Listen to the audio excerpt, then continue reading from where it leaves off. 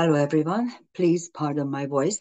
I received a nice packet of sore throat from my precious granddaughters, and it has been now a week, and I'm getting better. But it's ever since the pandemic, the any of the illnesses or infections that used to take 3 to 5 days usually takes at least 1 to 3 weeks to somehow get out of it. So that's one thing. I'm trying to recover, and I'm drinking lots of tea. And from time to time, I will probably stop and drink tea so that I can get my voice back. And now a warning. If, my dear friend, you are a very liberal, very leftist, uh, never Trumper, then just don't watch me from now on, because I'm going to talk about the full moon, which is really spectacular. And what has been happening in the world is also spectacular. If you consider, first of all, the big flagship of the liberal world, USAID, is down. It has been simply hacked with an axe by Musk. And no matter what you think, here in Central Europe, and all the people who suffered from the democracy export from the Democrats are very, very happy about it, because first of all, it was an enormous amount of taxpayers' money, and they used it exclusively to meddle into other people's affair and to spread the idiocy, the woke idiocy of all kinds of LGBTQ plus whatever, and this democracy and that democracy and equality and DIY and things like that. Everything that they did was covered by blood, suffering, and meddle. So it has got none of your business to meddle into other people's affair, but this is what you did, and you were served right. So I'm very, very happy that this has happened. And just in due course, this is exactly what this particular full moon is about, which is squared by Uranus. So actually, this is I did the London chart. I did not feel the strength to do it for Washington as well, but it really doesn't matter. Although in the London chart, we have Saturn on the midheaven and Mars, retrograde, watery Mars on the ascendant, which I think really fully describes what is happening to the so-called liberal world. Which was, by the way, just an aside, if you are still a lefty and kept watching and now are fuming, I spent more than half my life in a communist country. So don't preach to me how beautiful these ideas are. 100 million people died as a result of this very inhuman, very stupid, and very, very irrational ideology. So I have every right to defend my common sense, believe me. Okay, so I gave the title of this video, What Will Be Revolt or Freedom? Because Uranus, of course, is both. Uranus brings deliverance. It provides you with chaos and anarchy, but at the same time, freedom and positive changes as well. And as you can see, this particular full moon in Leo is also accompanied by Ceres, which is conjunct the Aquarius Sun, and Mercury, which is now separating conjunction. There was a Cazimi 2-3 days ago. I did make a Hungarian version of the Cazimi because I promised my freshmen that I will actually look into the 3 potential conjunction types of the sun, but I didn't have the time or energy or even the strength to do it in English. Plus, luckily, my English students are very, very advanced. They don't really need the distinction between a combust and a Cazimi. They know a lot more than that. So what is happening in this chart?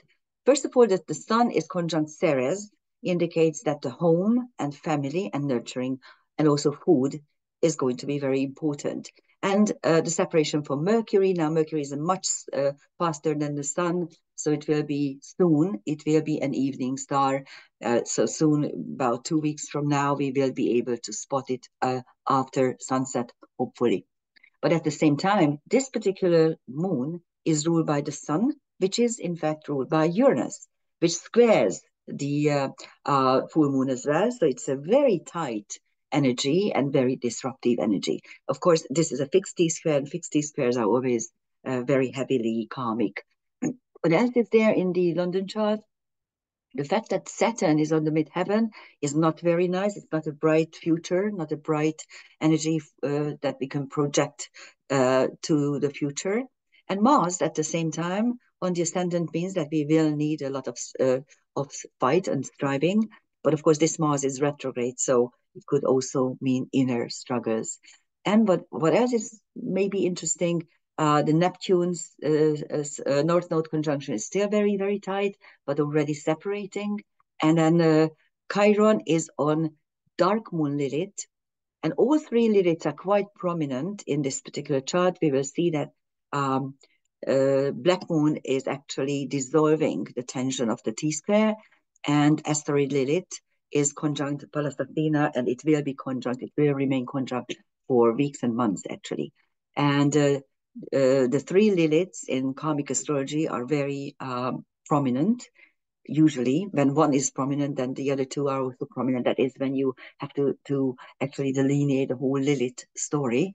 The asteroid Lilith denotes revolt against injustice.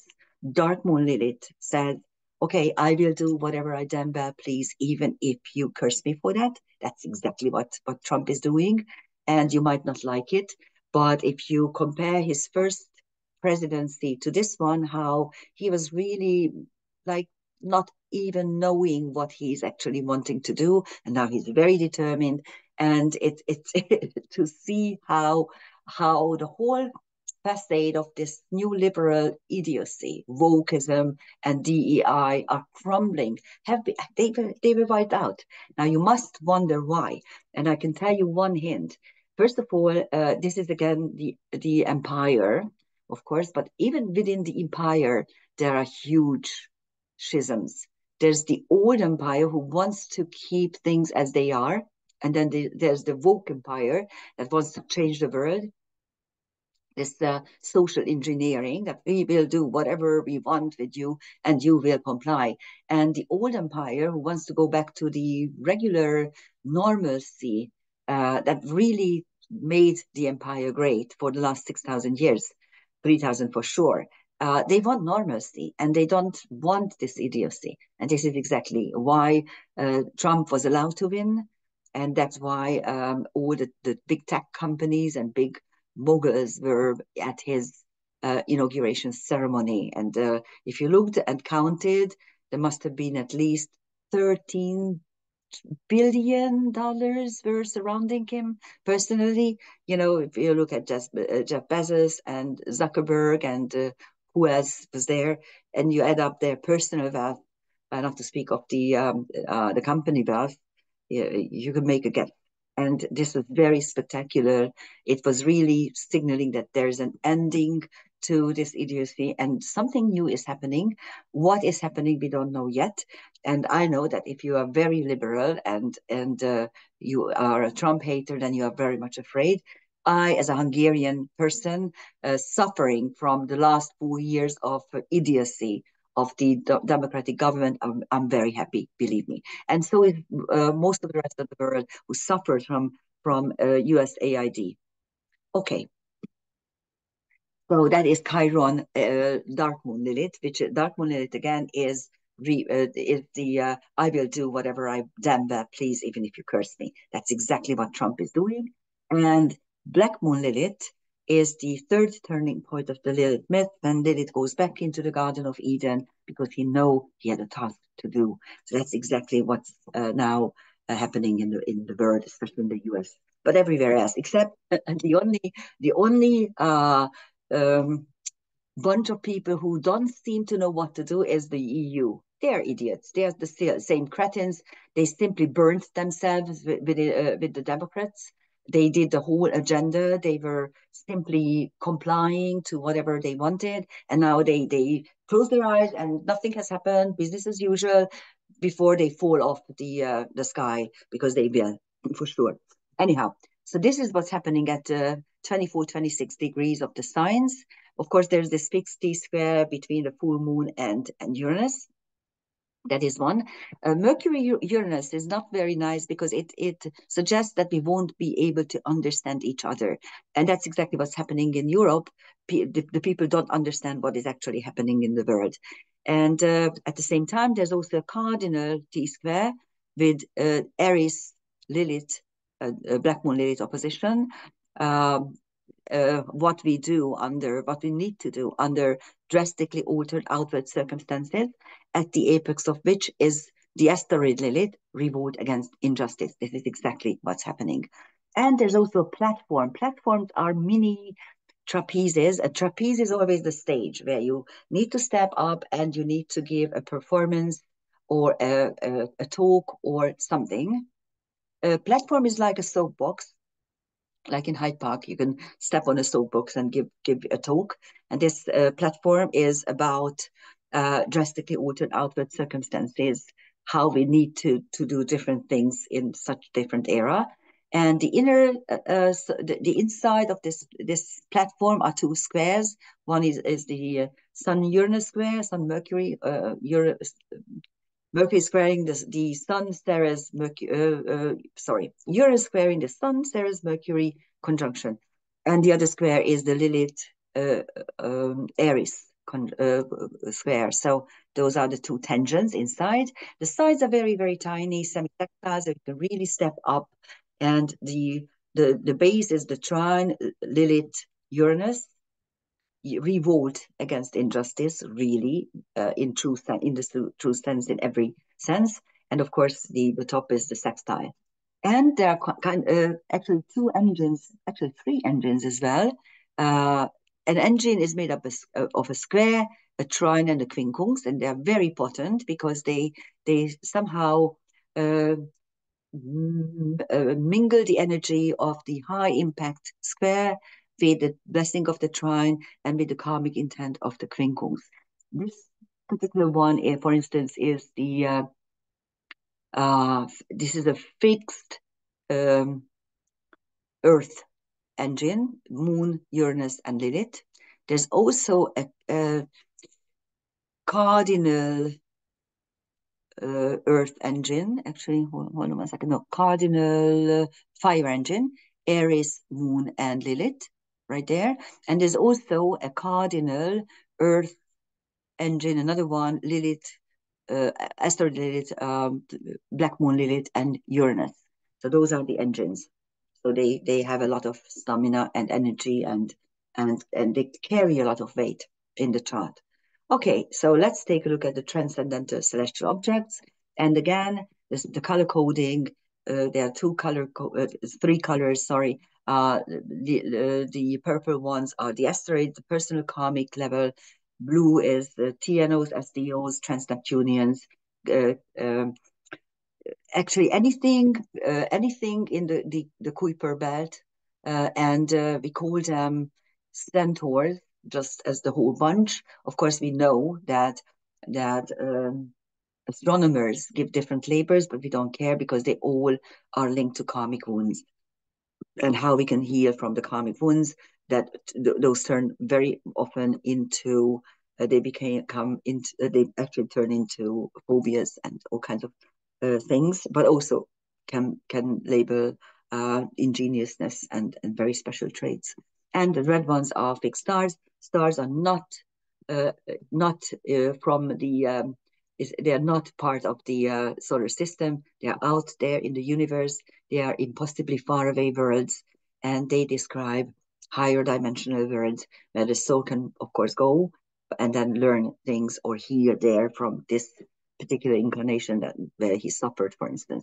Anyhow, so the sun Ceres has Zeus, the chief god, Boötius, who was a philosopher, and two beautiful bright stars, which are quite different in meaning. Deneb Algadi is Delta Capricorn, which is the steadiness of the goat, the celestial goat. It gives you the potential to survive under any circumstances. And Sada Sud, which is Beta Aquarius, and it means the luckier of the luckiest. Something very, very lucky.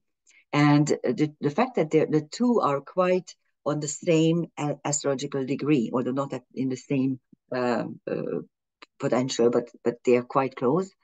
Always, whenever I teach these stars for my beginners, I always tell them that take a look around, and if you see a person who has an occupation which is also his or her hobby, these people are the luckiest. And this is what Deneb Algadi, the combination of Deneb Algadi and Sada Sud bring you if you have it in your chart. The Mercury has Apophis, the snake that swallowed the sun in Egyptian mythology, Electra, the proxy fighter, and Galahad, a knight in shining armor. And that's exactly what Elon Musk is doing at the moment. He's the knight in shining armor. And he uses Mercury as well, of course, communication. Excuse me. I really apologize, but sometimes my voice is going away. Anyhow, the moon has Atropos. She's the third of the fates who is cutting the thread of life. And whenever Atropos is prominent, it usually means two things. The native knows when something has to end. And the native knows also when his or her life has to end. It's a very curious knowledge. In old times, people usually knew that their time has been coming because they didn't have any medication, because they didn't have surgery. You know, they simply knew the time. We are fooling ourselves in modern medicine. And at the same time, atropos is also the ability to cut something so cut it for good. Look around, that's what's happening. And this is on the full moon. And on Uranus, you have China. And of course, we are yet to see what Trump wants to do with China, but the main enemy for the United States at the moment is China because it's the main pretender, so to speak. So the power that is threatening its true position. And it's very interesting because some of the very smart people that I like to listen to mention the fact that this new era is a three-body era. You have three main bodies: the United States, China, and Russia. And these are all superpowers, of course, varying degrees, because the United States is the superpower, but the global South is very much against the United States, especially what it did in the last 4 years. So we will see. It's a very rickety, funny thing. It's not very easy to understand what is happening when you have a three-body problem. So I will look into this in a more detailed thing, and we'll talk to you about it if you wish to. But this is exactly what's happening in the world. That is why it's so volatile.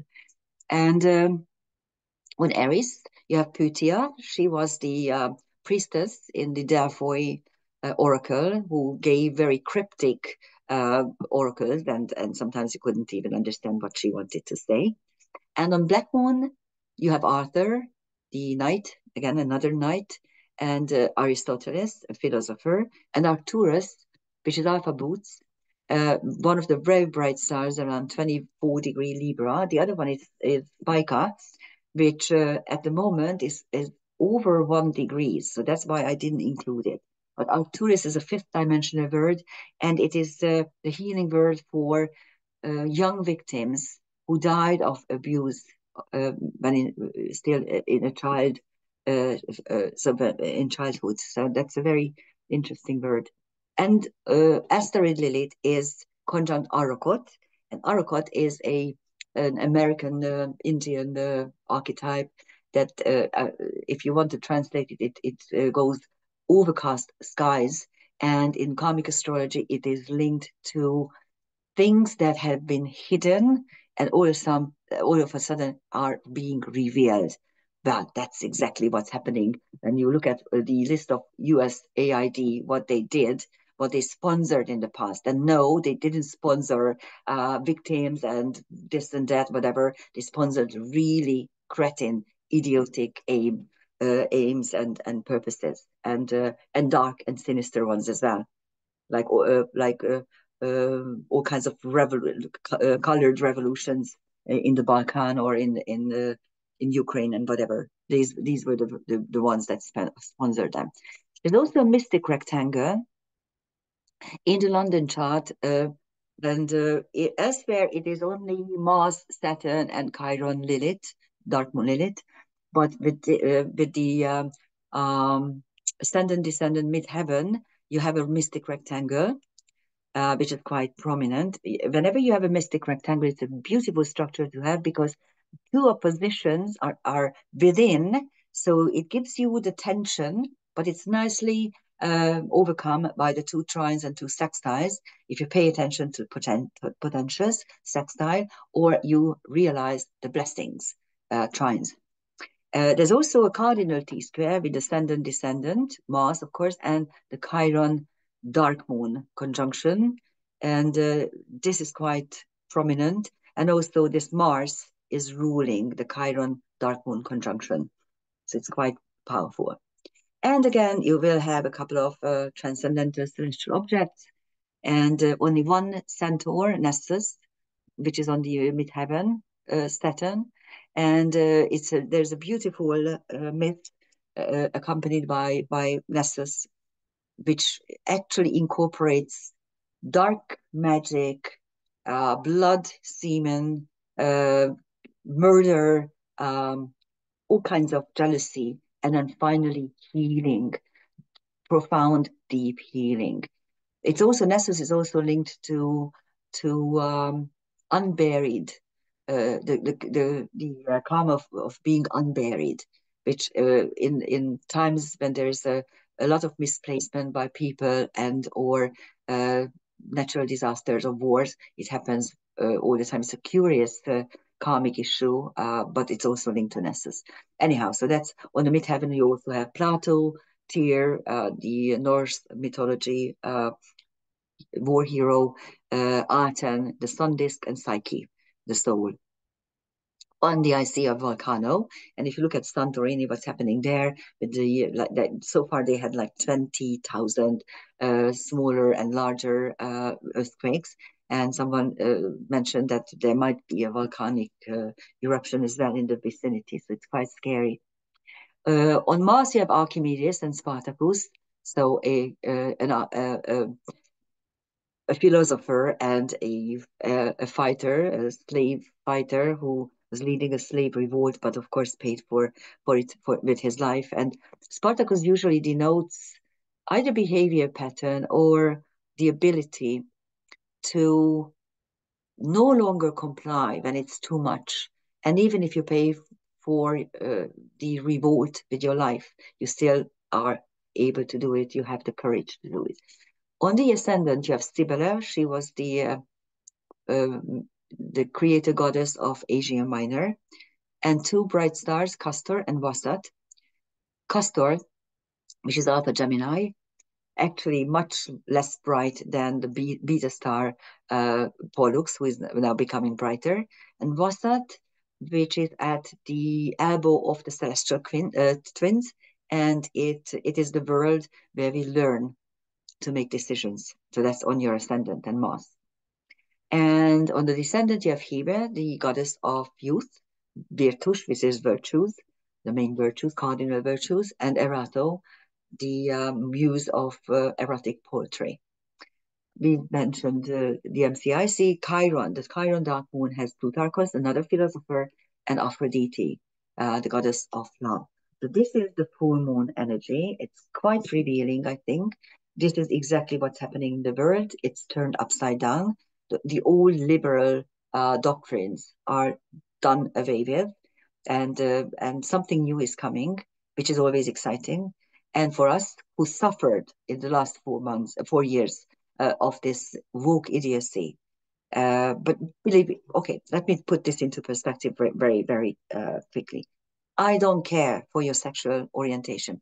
I don't care what you call yourself. I don't care for your pronouns. To me, there's only feminine and masculine, okay? XX and XY. You can call yourself whatever you want, but you can't make me call you something else that I don't believe in. That's it. It's my pride, okay? And I want you from now on to accept it. Thank you. And thank you for listening. Happy full moon. Bye-bye.